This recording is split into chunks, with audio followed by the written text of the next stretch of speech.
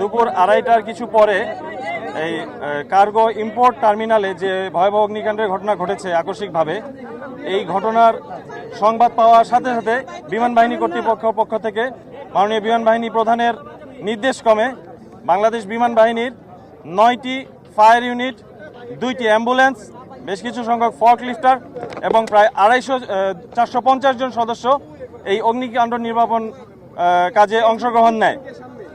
প্রায় 4 ঘন্টা থেকে 5 ঘন্টা চেষ্টা করার পরে অন্যান্য সংস্থার সাথে অগ্নি নির্বাপন এবং আগুন নিয়ন্ত্রণে আনার জন্য বাংলাদেশ বিমান বাহিনী সর্বাত্মক চেষ্টা করেন এবং আগুন নিয়ন্ত্রণে আসেন। আগুন নিয়ন্ত্রণ করতে গিয়ে বাংলাদেশ বিমান বাহিনীর একজন ফায়ার ফাইটার আহত হয়ে কুর্মিটোলা জেনারেল হাসপাতালে চিকিৎসাধীন অবস্থায় আছেন।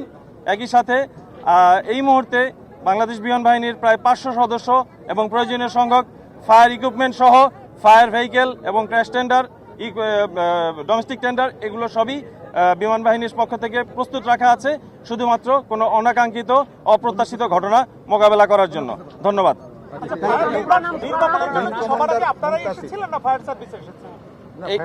আমরা একই সাথে এসেছি এবং আমরা আমাদের সম্ভাব্য দ্রুততম সময় ঘটনাস্থলে এসে আমরা আগুন নিয়ন্ত্রণে অংশগ্রহণ করি। না, আমাদের